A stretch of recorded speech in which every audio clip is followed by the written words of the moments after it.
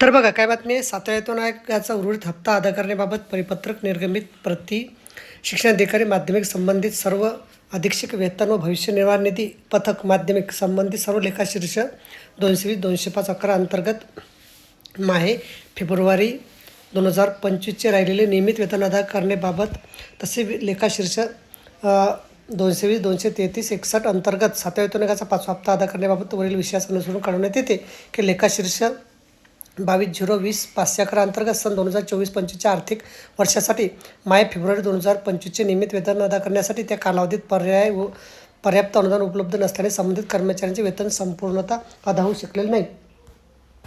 याबाबत शासन निर्णय क्रमांक शालेय शिक्षण क्रीडा विभाग अर्थसंकल्प दिनांक 15 जुलै 2017 नुसार त्या आर्थिक वर्षातील देयके 31 मार्चपूर्ती अदा न झाल्यास ती देयके थकीत समजण्यात येतात. अशा थकीत देयकांना मान्यता मिळवण्यासाठी संबंधित प्रस्ताव संचालनालयास सादर करून प्रशासकीय मान्यता घेणे आवश्यक आहे.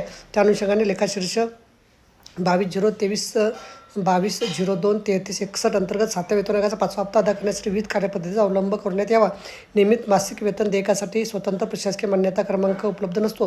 तथापि शाळा स्तरावरून शालांत प्रणालीमध्ये ऑनलाईन थकीत देयके सादर करताना प्रशासकीय मान्यता आदेश क्रमांक नमूद करणं आवश्यक असते. तर बघा, अशा प्रकारे अत्यंत महत्त्वाची माहिती आपल्या संबंधित व्हिडिओसुद्धा आवडला असेल लाईक करा, शेअर करायला विसरू नका. धन्यवाद.